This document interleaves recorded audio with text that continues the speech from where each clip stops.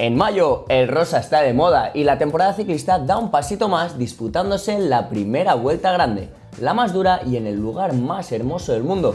Estamos hablando del Giro de Italia. Y esto no es todo respecto a buenas noticias, ya que el equipo de Global Cycling Network ha hecho un gran trabajo y con el GCN Plus, que encontraréis en la app de GCN, han conseguido todos los derechos del Giro para casi todo el mundo. Os invito a ver las restricciones de geolocalización de cada país en el enlace que os dejaremos en la descripción de este vídeo. Así que tendremos 21 etapas en vivo, 17 de ellas desde el kilómetro cero, además de poder elegir entre 7 idiomas diferentes. Así que no me enrollo más, que tenemos mucho de qué hablar. Repaso al recorrido y sus etapas claves, ciclistas a los que seguir, los retornos a la competición de Remco Evenepoel y Dylan Groenewegen y muchísimo más.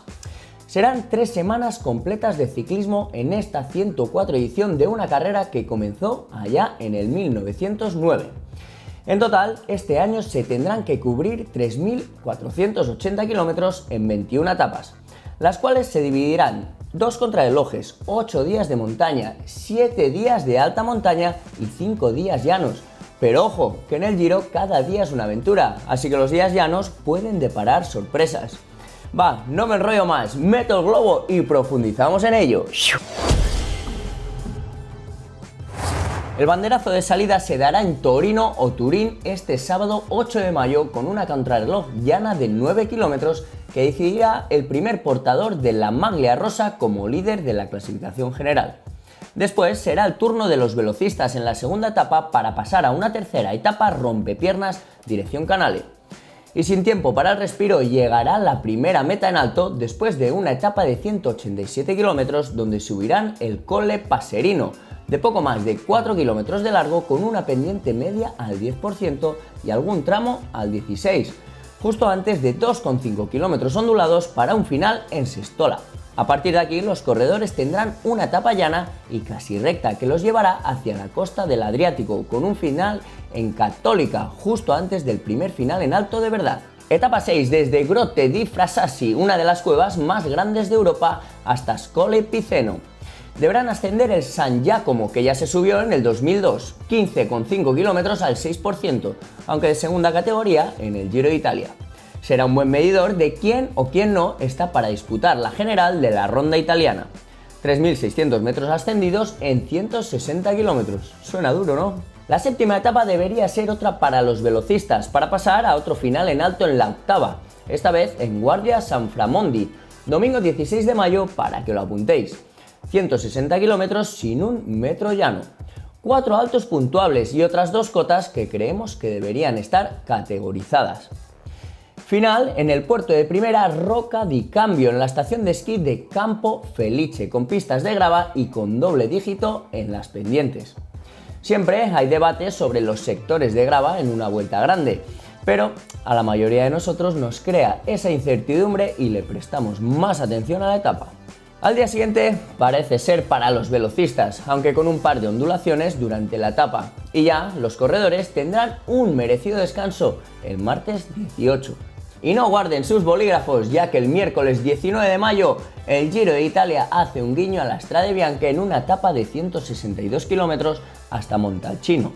Algunos de vosotros recordaréis a Cadel Evans y su victoria de etapa épica sobre la grava y el barro.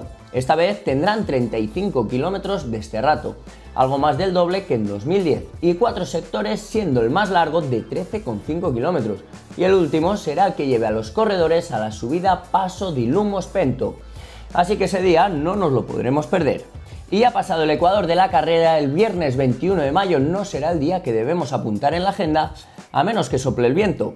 Serán 198 kilómetros hasta Verona, así que puede que sea el día donde solo tengamos que conectar la parte final de la etapa y guardar fuerzas para la próxima etapa. El sábado 22, etapa maratoniana de 205 kilómetros y con final en el temido y famoso Monte Zoncolan. La última vez que se utilizó este puerto fue en 2018, donde ganó Chris Froome.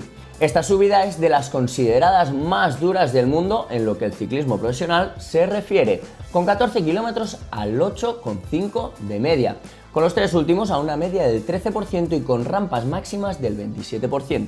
Así que nadie se puede perder esta etapa monstruosa y cita previa a la etapa reina de este Giro que se disputará alrededor de Alta Badia. Y os nombro esta zona ya que los más fieles al canal habrán visto algunos de nuestros primeros vídeos que fueron grabados allí.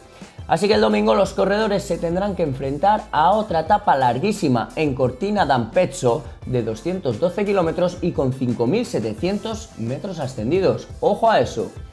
Pero no hay dos sin tres, así que el lunes 24 de mayo otra etapa para marcar en el calendario. La carrera empieza a tan solo 30 metros sobre el nivel del mar para afrontar la subida de primera categoría, la Crosetta, en los primeros compases de la etapa. Después tendrán que ascender otras 3 cimas en la segunda mitad de la etapa y todas por encima de los 2.000 metros. Paso Fedaya, Paso Pordoi y Paso Ghiau antes de un rápido descenso a Cortina d'Ampezzo. El Ghiau es durísimo, 10 kilómetros al 9%, así que si ese día tienes malas patas, lo pagarás. Otro día de descanso merecidísimo y que deberán aprovechar para afrontar la última parte de este durísimo Giro de Italia. La 17ª etapa tiene un final en subida nunca antes utilizado en el Giro de Italia, el Sega di Alla de 11,5 kilómetros a una media del 9,5%, por lo que se podría decir que es más duro que el Paso Ghiau. Y el único respiro hasta el final de este Giro será en la etapa 18, que será otra etapa para los hombres rápidos, aunque será una selección de ellos ya que en los últimos kilómetros se acumularán algunos repechos, así que puede ser una buena oportunidad para los fuguistas. Y otra llegada en alto en la etapa 19 en el Alpe di Mera, 9,7 kilómetros al 9% y otra cima nueva que entra en el Giro de Italia.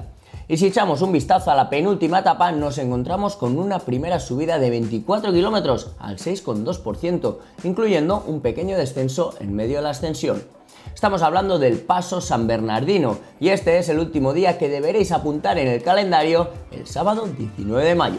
4.200 metros ascendidos y casi todo acumulado en la segunda mitad de la etapa, acabando en la cima Alpe Mota, tras una pequeña incursión en Suiza. Serán 7,3 kilómetros al 7,6%, pero con rampas más duras al final.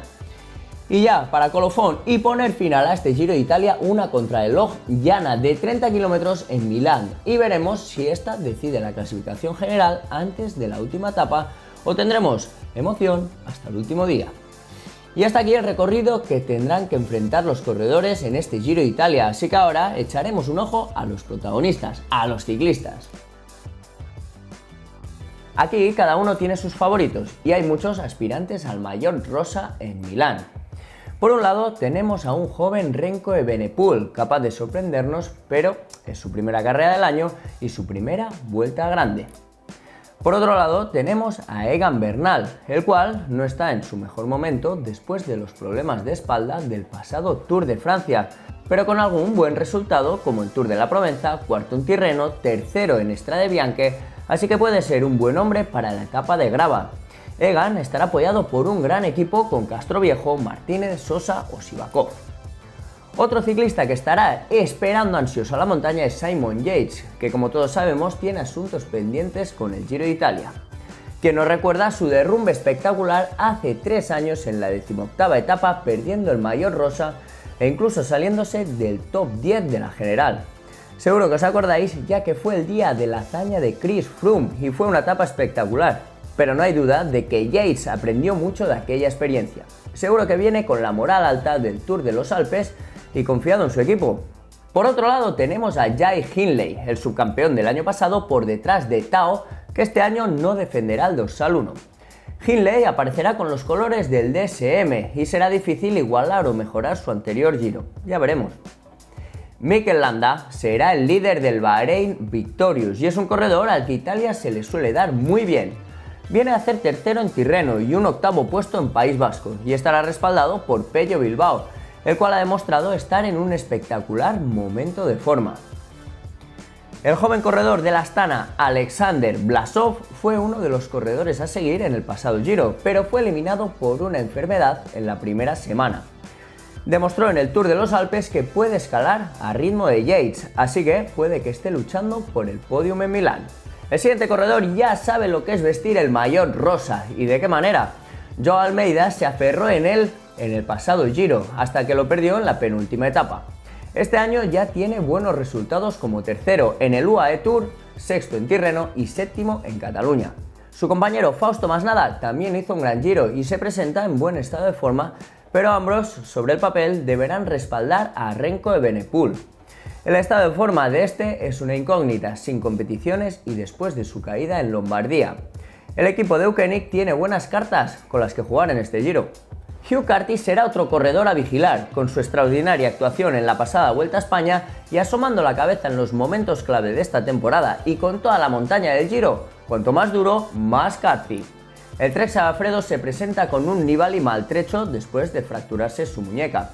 También estarán en la salida Romain Bardet como compañero de Hindley, Dan Martin, que también se le ha visto en muy buena forma en el Tour de los Alpes, George Bennett, Jefferson Cepeda para el Androni, Emmanuel Buchmann para el Bora, todos ellos con una buena general en la cabeza.